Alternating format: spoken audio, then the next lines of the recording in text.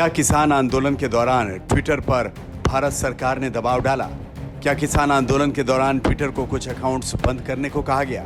क्या सरकार ने ट्विटर को भारत में बंद करने की चेतावनी दी थी? और क्या बात न मानने की सूरत में ट्विटर को छापेमारी की धमकी दी गई थी?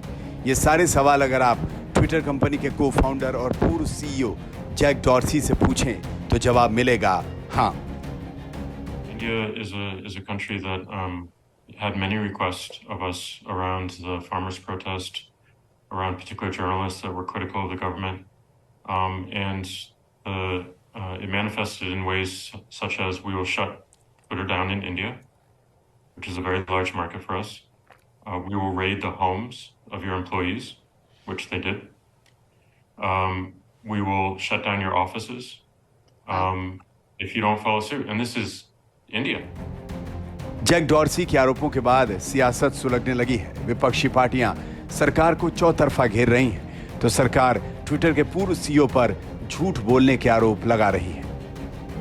Jack Dorsey was the CEO of Twitter during a very dubious period in Twitter's history. What he has said is an outright lie, and I have said that publicly, and I'm reiterating it again. Twitter is a company that believed that it was not necessary for it to comply with Indian law. It believed that it did not have to comply with Indian law and made up its rules as it went along. And the government of India has been very clear. क्या राजीव चंद्रशेखर जी ये बता सकते हैं कि 24 मई 2021 को जब manipulated media का tag किया गया था भाजपा की फेक न्यूज फैक्ट्री और इनके नेताओं पर, तो ट्विटर को रेड क्यों किया गया? क्या रेड का कारण था, ये हम जानना चाहते हैं। क्या राजीव चंद्रशेखर जी ये बता सकते हैं कि कोविन की ऐप से डेटा कैसे लीक हुआ? क्या राजीव चंद्रशेखर जी ये बता सकते हैं कि जब वो ये कहते हैं कि पहले का डेटा लीक था, तो ये डेटा कब लीक हुआ था?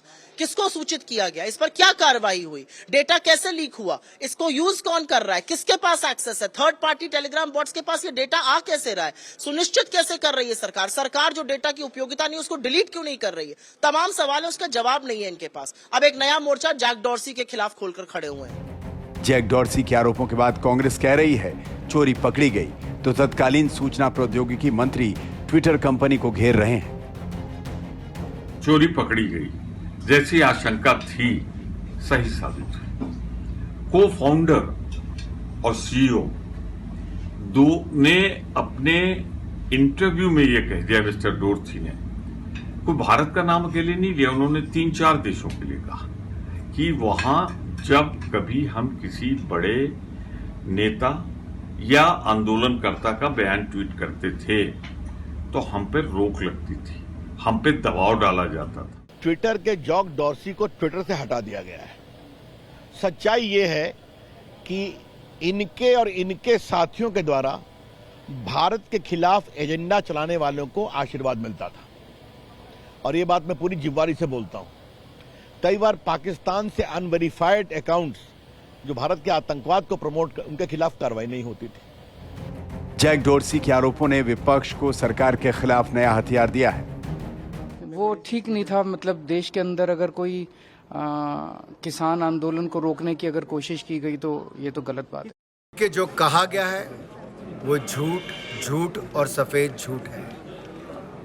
वर्षों की नींद के बाद जागे जैक डॉर्सी अपने काले कारनामों पर पर्दा डालना चाहते हैं।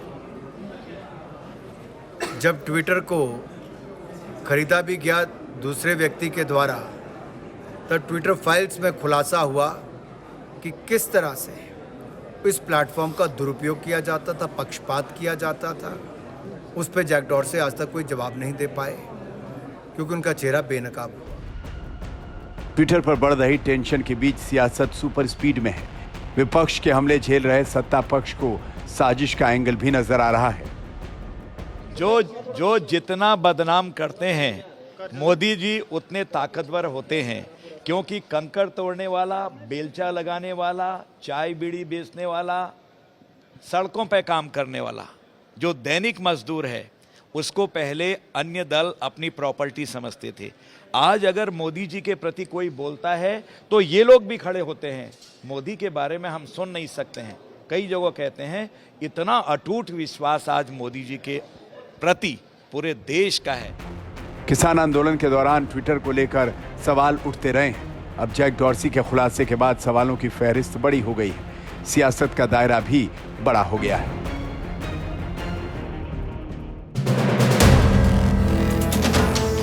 वीडियो पसंद आया तो हमें लाइक, कमेंट, शेयर और सब्सक्राइब जरूर करें।